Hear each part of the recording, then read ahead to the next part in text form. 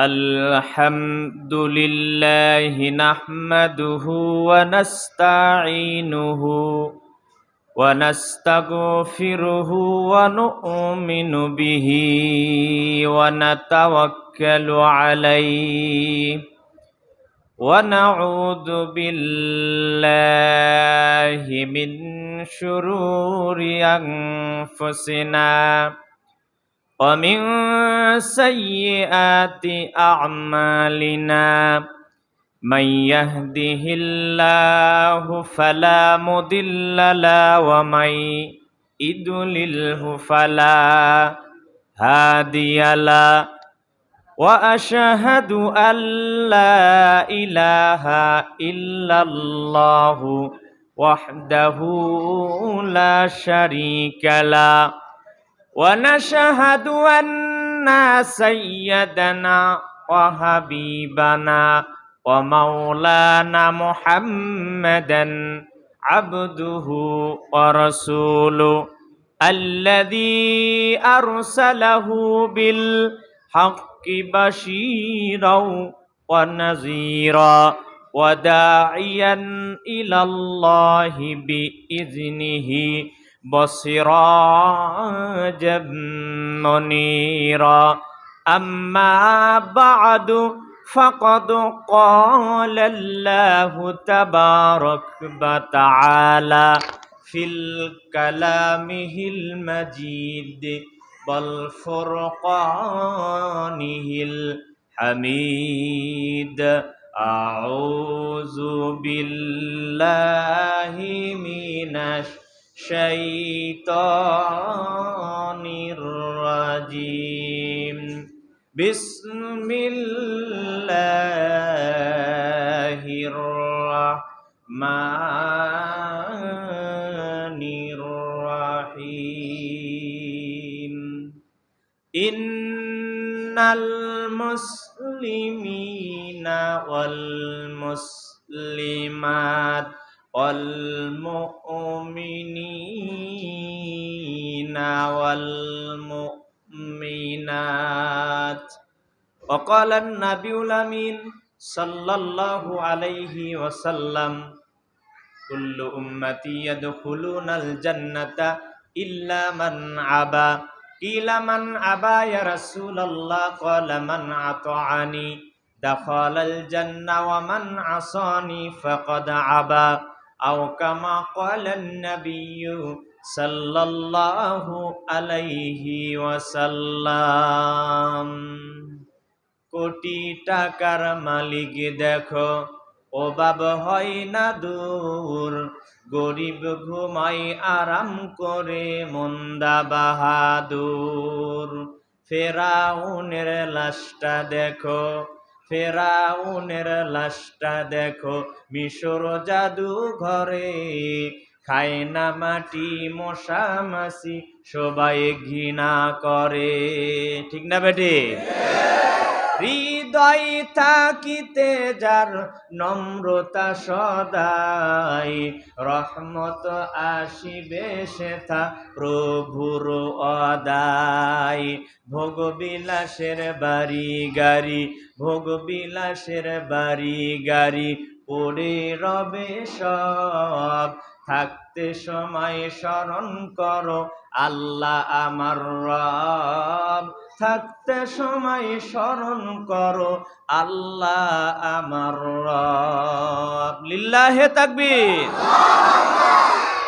আলহামদুলিল্লাহ যাবতীয় তারিফ হাম একমাত্র মহান আল্লাহ সুবহানাহু ওয়া তাআলার যে রব্বুল আলামিন আমাদেরকে শত ব্যস্ততাকে অপেক্ষা করে তেতুলিয়া কেন্দ্রীয় জামে মসজিদের তাবলিগি প্রোগ্রামে আসার কিছু কথা বলার আপনাদেরকে শ্রবণ করার তৌফিক দান করেছেন সে মহান রব্বুল আলামিনের দরবারে লাখ কোটি শুকরিয়া জ্ঞাপন করছি বলে আলহামদুলিল্লাহ দরুদ সালাম বর্ষিত হোক আখির জামানার নবী শেষ নবী সাইয়্যিদুল মুরসালিন খাতামুন নবিয়্যিন বিশ্ব মানবতার মহান শিক্ষক নবিকুল সম্রাট নবিকুল শিরোমণি আকাই নামদার তাজদারি মাদানী জনাবি মুহাম্মদুর রাসূলুল্লাহ সাল্লাল্লাহু আলাইহি ওয়াসাল্লামের প্রতি অসংখ্য অগণিত দরুদ ও সালাম বর্ষিত হোক। আল্লাহুম্মা সাল্লি আলাই, আল্লাহুম্মা বারিক আলাই।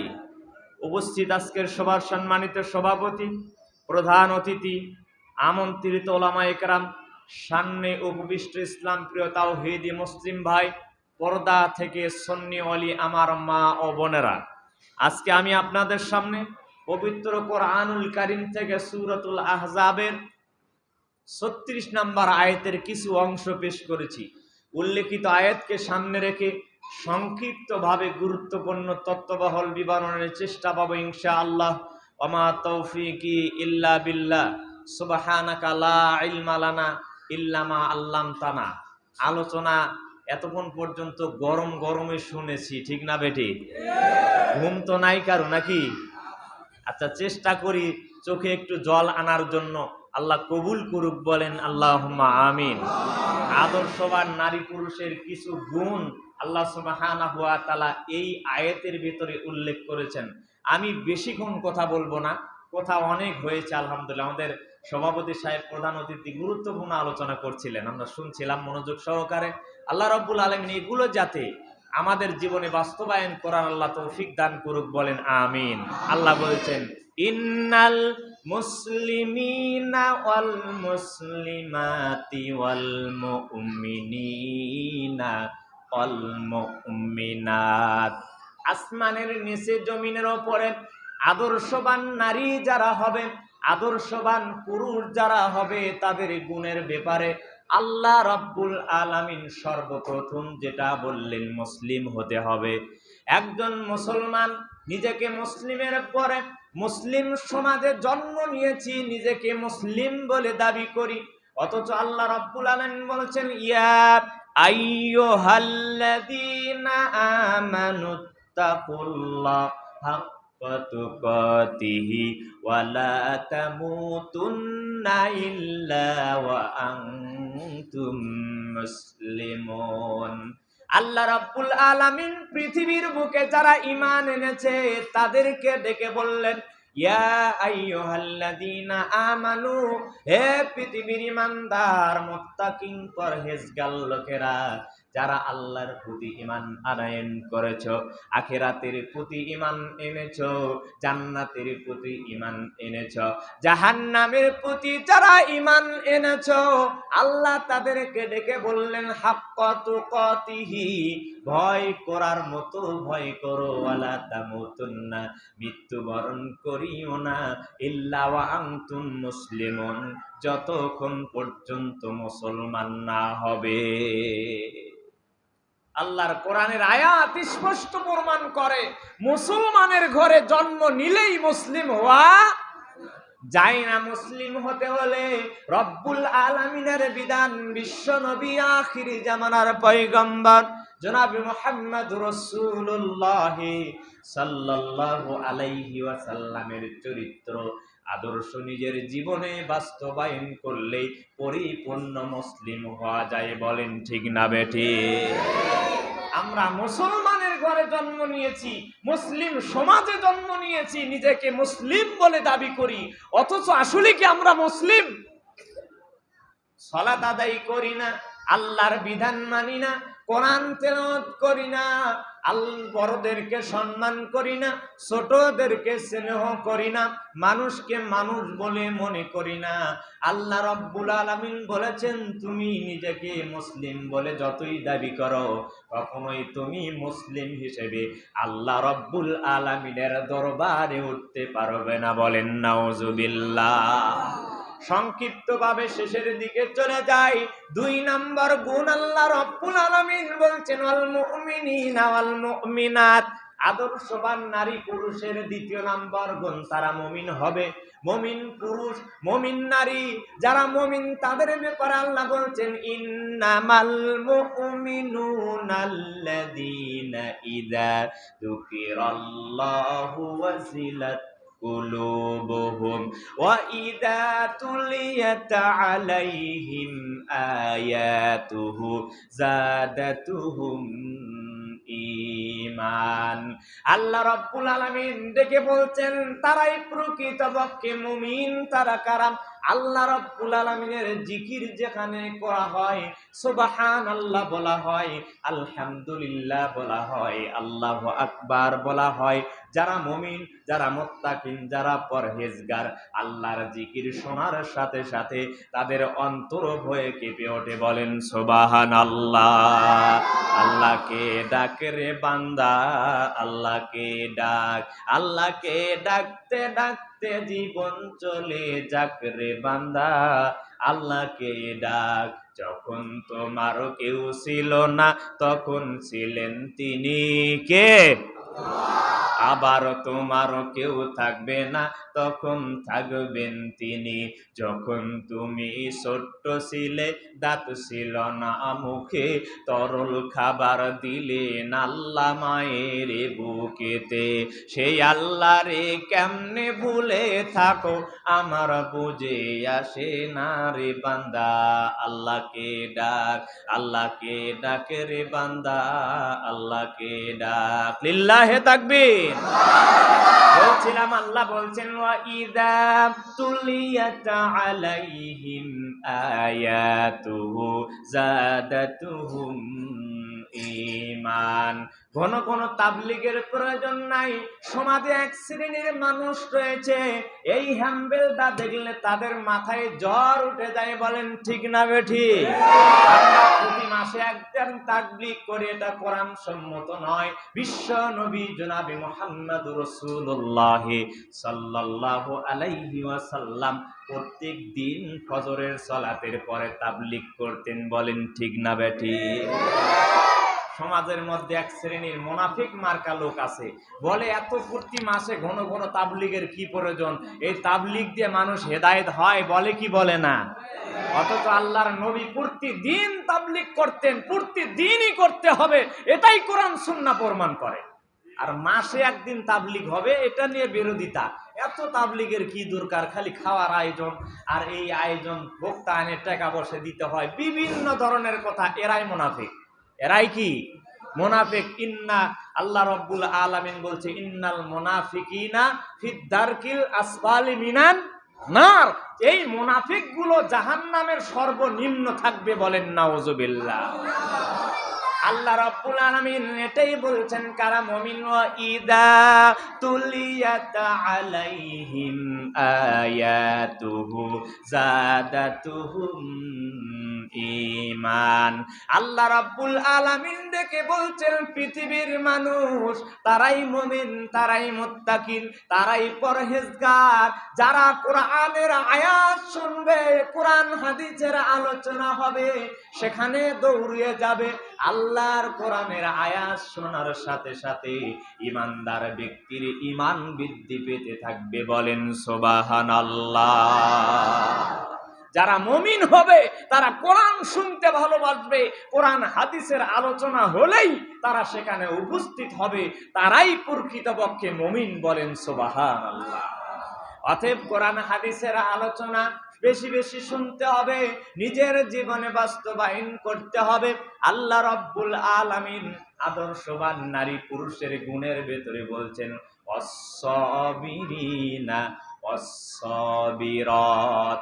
তারা ধৈর্য ধারণ করবে, কখনোই তারা রাগারাগি করবে না, এমনিতেই রেগে যাবে না, তারা মানুষকে হেই তুচ্ছ মনে করবে না, তারা সম্মানজনক কথা বলবে, তারা মানুষকে উদউ ইলা সাবিলি রাব্বিকা বিল হিকমা, মানুষদেরকে হিকমতের দিকে আহ্বান করবে, হিকমত সহকারে ডাকাডাকি করবে।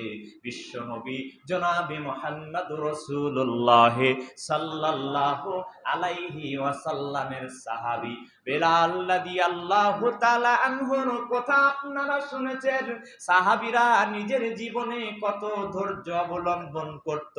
আমাদের এমনিতেই রাগ উঠে যায়, আমরা রেগে যাই। আল্লাহর নবী মসজিদে নববীতে যাবেন, রাস্তা দিয়ে হেঁটে যাচ্ছেন, হঠাৎ করে দেখেন আবু জেহেল এবং উমাইয়া বেলাল রাদিয়াল্লাহু তাআলা আনহুর শরীরে এত জোরে আঘাত করেছে, বেলালের শরীর ফেটে, চামড়া ফেটে, রক্ত ছিটকে আজকে জমিনের মধ্যে পড়ছে।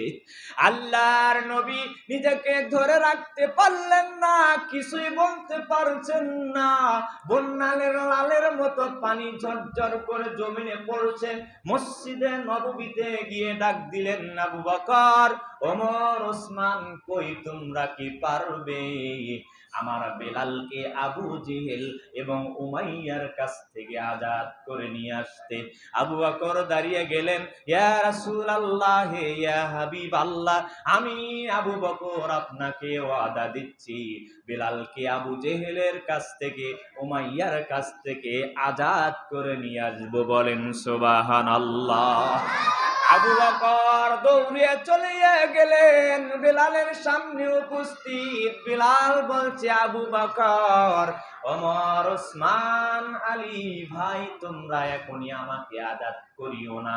মহান রব্বুল আলামিন এই আবু জেহেল এবং উমাইয়ার মাধ্যমে আমি বেলালকে পরীক্ষা করছে, আমার মধ্যে ঈমান আছে কি নাই। বলেন সুবহানাল্লাহ। আমরা মাটির পাতিল কিনতে গেলে পাতিলের গায়ে আঘাত করি, করি কি করি না? কেন আঘাত করি? পাতিলকে মারতেছি নাকি? উদ্দেশ্য আমার পাতিলটা ফাটানে ভালো। বেলাল দেখে বলছে, আবু বকর ভাই, ওমর, ওসমান, আলী, এ আবু জেহেল, উমাইয়া, তোমাদের শরীরে যত শক্তি রয়েছে সমস্ত শক্তি দিয়ে আমাকে পিটাও। আল্লাহ রব্বুল আলামিন তোমাদের মাধ্যমে আমি বেলালের গায়ে আঘাত করে বলছে, বেলাল তোমার ভিতরে ঈমান আছে কি নাই এটাই পরীক্ষা করছি। বলেন সুবহানাল্লাহ। সম্মানিত উপস্থিতি, সাহাবীরা নিজের জীবনে ইসলাম টিকে রাখার জন্য, ইসলাম মানার জন্য, আল্লাহর নবীকে ভালোবাসার জন্য কত ধৈর্য স্বীকার করেছেন। আর একজন সাহাবীর কথা বলে সামনের দিকে যাই, বিশ্ব নবীর ঘনিষ্ঠ সাহাবী আব্দুল উজ্জা নাম, যার ঘটনা আপনারা ইতিহাসের পাতা থেকে শুনেছেন। আব্দুল উজ্জা বিশ্ব নবীর কাছে এসে পছন্দ হয়ে গেল, ভালোবেসে গেলেন। তিনি কি করলেন? ইসলাম কবুল করে গেলেন। নিজের চাচার কাছে গিয়ে বললেন, চাচা আমি ইসলাম কবুল করেছি, কালেমা পড়েছি। চাচা বলল, ভাতিজা আমার, তোমার বাড়ি, তোমার গাড়ি, তোমার সম্পদ, অট্টালিকা সব আজ থেকে আমি চাচার হয়ে গেল। তখন আব্দুল উজ্জা বলছে, চাচা হে, সমস্ত সম্পদ আপনাকে দিতে রাজি আছি, কিন্তু ইসলাম ছাড়তে রাজি নাই। বলেন সুবহানাল্লাহ। আল্লাহর নবীর সাহাবী আব্দুল উজ্জা সম্পদ সব দিয়ে দিলেন। চাচা ডেকে বলছেন, আব্দুল উজ্জা রে, তোমার পরনে যে কাপড় রয়েছে, লুঙ্গি রয়েছে, এটা আমার কেনা, এখন তোমাকে এটাও খুলে দিয়ে যেতে হবে। আব্দুল উজ্জা ইসলাম কবুল করার জন্য নিজের পোশাকের চিন্তা করলেন না। 20-21 বছরের যুবক নিজের শরীর থেকে পোশাক লুঙ্গি খুলে দিয়ে উলঙ্গ অবস্থায় বাড়িতে দৌড় দিলেন। নিজের মায়ের দরজায় গিয়ে লক করলেন, মা দরজা খুলে দাও। মা দরজা খুলে দেখে 20-21 বছরের যুবক আব্দুল উজ্জা, শরীরে কোনো পোশাক নাই। আব্দুল উজ্জা বলছে, বাবা রে, কেন তোমার এই অবস্থা? আব্দুল উজ্জা ডেকে বলছেন, মা, ইসলাম কবুল করার কারণে সম্পদ হারিয়েছি, বাড়ি হারিয়েছি, গাড়ি হারিয়েছি, অট্টালিকা হারিয়েছি, এমনকি নিজের শরীরের পোশাক পর্যন্ত হারিয়েছি। বাবারে, তুমি আমার কাছে কি চাও? আব্দুল উজ্জা ডেকে বলছেন, মা, আমার মক্কায় বিশ্ব নবীর দরবারে যেতে চাই, আমি উলঙ্গ অবস্থায় কি যাব? একটি পোশাকের ব্যবস্থা করে আমাকে দাও। আব্দুল উজ্জার মা ভেতর থেকে একটি সেরা কম্বল দিয়ে দিলেন। আব্দুল উজ্জা টান দিয়ে ছিঁড়ে একটি পোশাক শরীরে দিলেন, আর একটি পরনে পরে বিশ্ব নবীর দরবারে দৌড় দিয়ে দিলেন। আল্লাহর নবী মসজিদে নববী থেকে বের হয়ে দেখেন মসজিদের খুঁটির কাছে 20-21 বছরের একজন যুবক বসা, তার শরীরে ছেঁড়া একটি কম্বল, পরনে অর্ধেক কম্বল দেখে আল্লাহর নবী বলছেন, তোমার বাড়ি কোথায়, কোত্থেকে এলে? আমি আব্দুল উজ্জা, এরকম বাড়ি গাড়ি অট্টলিকার মালিক আমি ছিলাম, ইসলাম কবুল করার জন্য আজকে সব হারিয়েছি, এমনকি নিজের শরীরের পোশাক পর্যন্ত আনতে পারি নাই। আল্লাহর নবী ডেকে বলছেন, আব্দুল উজ্জা রে, আমি রাসূল আজ থেকে তোমার নাম আব্দুল্লাহ করে দিলাম। মুতার যুদ্ধের ময়দানে যেতে হবে, আল্লাহর নবী লম্বা হাদিসের ঘটনা শর্ট করে দিলাম। আল্লাহর নবী মুতার যুদ্ধে অংশগ্রহণ করতে হবে, সাহাবীদেরকে ডাকলেন। সাহাবীরা মসজিদে নববীর মধ্যে দান করছেন। আব্দুল উজ্জা, আব্দুল্লাহ মসজিদে ঢোকার সাথে সাথে বিশ্ব নবী ডেকে বলছেন, আব্দুল্লাহ রে, আজকে তো তোমার কোনো কাম নাই, আজকে ওই লোকের প্রয়োজন এখানে যে ব্যক্তির পকেটে টাকা আছে, যে ব্যক্তি মৃত্যুর জন্য দান করবে। আব্দুল উজ্জা ডেকে বলছেন, ইয়া রাসূলুল্লাহ, ইয়া হাবিবাল্লাহ, দীর্ঘ সময় ধরে দেখছিলাম সবাই আজকে মুতার যুদ্ধের জন্য দান করছে। ইয়া রাসূলুল্লাহ, ইয়া হাবিবাল্লাহ, আমি আজকে একটি জিনিস মুতার যুদ্ধের জন্য দান করে দিতে চাই। আল্লাহর নবী বলছেন, আব্দুল্লাহ রে, তোমার কাছে তো কোনো সম্পদ নাই, তুমি আজকে মুতার যুদ্ধের জন্য কি দান করতে চাও?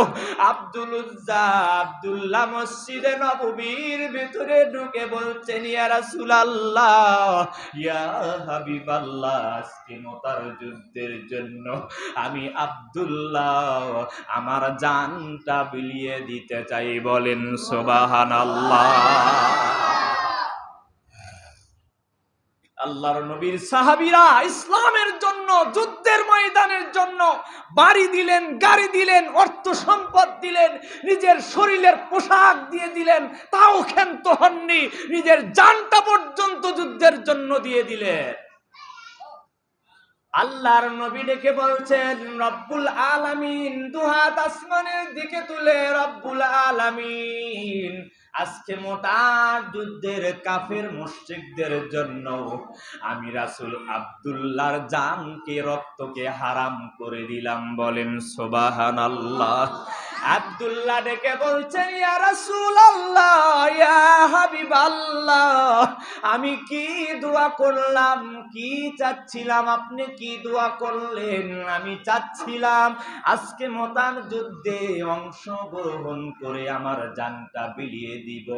ইয়া রাসূলুল্লাহ, আপনি মুতার যুদ্ধের কাফের মুশরিকের জন্য আমার জান, রক্তকে হারাম করে দিলেন। আল্লাহর নবী ডেকে বলছেন, আব্দুল্লাহ রে, আমি তোমার উপর এত সন্তুষ্ট হয়েছি, আল্লাহ রব্বুল আলামিনের আরশ পর্যন্ত সন্তুষ্ট হয়েছে। আব্দুল্লাহ, তুমি যদি জ্বরেও মারা যাও, আল্লাহ রব্বুল আলামিন তোমাকে শহীদের মর্যাদা দান করবে। বলেন সুবহানাল্লাহ। এ দুনিয়ায় সবই পর, কবর যে তোর আসল ঘর, কেমনে সে তাই থাকবি পরে শুধুই মাটির বিছানা। চিন্তা করে দেখো না, কবরে কি যাইবা না, যেই কবরে আল্লাহ ছাড়া বন্ধু কেহ থাকবে না। চিন্তা করে দেখো না, কবরে কি যাইবা না। আজান কানে শুনিয়া কেমনে থাকো ঘুমায়া, আজান কানে শুনিয়া কেমনে থাকো বসিয়া, সলাতের লাগিয়া কি তোর মোটেও মায়া লাগে না। চিন্তা করে দেখো না কবরে কি যাইবা না, অবশেষের ঠিকানা শুধুই মাটির বিছানা। ঠিক না বেঠি? আব্দুল্লাহ নিজের জানটা পর্যন্ত ইসলামের জন্য দিয়ে দিলেন, কত ধৈর্য স্বীকার করেছেন। আর আমরা মসজিদে সারা সপ্তাহ তো মসজিদে আসি না, জুমার দিন 10টি টাকা নিয়ে মসজিদে আসতে পারি না। হতভাগা কপাল পোড়া, এর জন্যই আল্লাহ জাহান্নামের আগুন তৈরি করে রেখেছে। বলেন নাউজুবিল্লাহ। দেখবেন গেঞ্জি পরে আসবে, যেই গেঞ্জির পকেট নাই, পকেট থাকলে তো টাকা নিয়ে যেতে হবে। অনেকেও আজকে তাবলিগে এসেছেন খালি হাতে, কেন আসলেন? আসলেন কেন? আপনি মনে করছেন টাকা আপনার, অর্থ আপনার নিজের? অর্থ দেওয়ার মালিক কে? কোটিপতি বানানোর মালিক কে? ভিক্ষুক বানানোর মালিক কে? নিজের ইচ্ছায় কিছুই চলে না। আপনি এখান থেকে বাড়িতে যাবেন, আল্লাহ বলছেন বাড়িতে না মেডিকেল যেতে হবে। পারে কি পারে না? পারে। অতএব অর্থ সম্পদ সব কিছু লিল্লাহি রাব্বিল আলামিন, একমাত্র আল্লাহ সুবহানাহু ওয়া তাআলার জন্য। আল্লাহ রাব্বুল আলামিনের নবী আব্দুল্লাহকে পাহারাদার হিসেবে নিযুক্ত দায়িত্ব দিয়ে দিলেন। তিনি রোদের ভেতরে, অনেক রোদ, মক্কার রোদ তো জানেন যারা হজ করতে গিয়েছেন, রোদের ভেতরে কাজ করতে করতে আব্দুল্লাহ দুনিয়ার থেকে বিদায় নিয়ে চলে গেল। কবরের ভেতরে 3 জন লোক নেমেছে। বিশ্ব নবী নামছেন, আবু বকর নামছেন, ওমর রাদিয়াল্লাহু তাআলা আনহু। নেমে কবর থেকে আওয়াজ আসছে, ও আমার সাহাবীরা, আব্দুল্লাহর লাশকে আস্তে আস্তে কবরে নামাও। ও আমার সাথী সঙ্গীরা, উল্লেখিত হাদিস দ্বারা স্পষ্ট প্রমাণ হয়, মানুষ মৃত্যুবরণ করলে আস্তে আস্তে তাদেরকে ধোয়াতে হবে, দাফন কাফন করতে হবে, কবরে নামানোর সময় আস্তে আস্তে নামাতে হবে, যাতে লাশের কোনো কষ্ট না হয়। আল্লাহর নবী বলছেন, সাহাবীরা, তোমরা আমার আব্দুল্লাহকে আস্তে আস্তে কবরে নামাও। বিশ্ব নবী আল্লাহর দরবারে কবরে রেখে বলছেন, রব্বুল আলামিন, এখন পর্যন্ত আমি রাসূল আব্দুল্লাহর উপর সন্তুষ্ট ছিলাম। ইয়া রব্বুল আলামিন, তুমিও আব্দুল্লাহর উপর সন্তুষ্ট হয়ে যাও। বলেন সুবহানাল্লাহ। ত্যাগ স্বীকার করতে হবে, এরই নামই হলো ধৈর্য, এরই নামই হলো ইসলাম কবুল করে যাদের রক্তের বিনিময়ে আজকে আমরা ইসলাম পেয়েছি। 5 ওয়াক্ত সালাতের আজান হচ্ছে, হাইয়া আলাস সালাহ, এসো মসজিদে সালাতের দিকে, হাইয়া আলাল ফালাহ। যদি তুমি সালাত আদায় করো তোমার কল্যাণ হবে, কপাল খুলে যাবে। 5 বার বলার পরেও মুসলিম আমাদের কান খুলছে না, আমাদের দিল খুলছে না, আমাকে মসজিদে এসে সালাত আদায় করতে হবে, এটা আমাদের এখনো মনে হচ্ছে না। এরই নামই মুসলিম, এরই নামই অমুসলিম, এরই নাম মুনাফিক। এর জন্যই আল্লাহ জাহান্নামের আগুন তৈরি করে দিয়েছে। বলেন নাউজুবিল্লাহ। সালাত পড়তে হবে। সাহাবীরা ইন্ডিয়া সহ বিশ্বের ফিলিস্তিন সহ বিভিন্ন দেশে তারা সালাত আদায় করতে পারছে না। তাদের মসজিদ ভেঙে দেওয়া হচ্ছে, তাদের মসজিদ পুড়ে ফেলে দেওয়া হচ্ছে, মাইকে আযান দিতে দেওয়া হচ্ছে না, আল্লাহর নাম ডাকলে তাদের মুখে সেলাই করে দেওয়া হচ্ছে, তাদের জিহ্বা কেটে ফেলা দেওয়া হচ্ছে।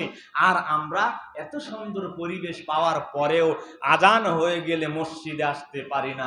নিজে সালাত আদায় করি, ছেলে মেয়েদেরকে বলি না, সালাতের জন্য নির্দেশ করি না। সম্মানিত উপস্থিতি, মা ও বোনেরা অনেকে আছেন, একটি উদাহরণ দিয়ে শেষের দিকে চলে যাব। প্রায় 4 দিন যাবত প্রতি রাতে আলোচনা, আর গলায় কুলাচ্ছে না। আল্লাহ রাব্বুল আলামিনের নবী, বিশ্ব নবী জনাবি মুহাম্মদুর রাসূলুল্লাহ সাল্লাল্লাহু আলাইহি ওয়াসাল্লামের সর্বপ্রথম একজন স্ত্রী ছিল।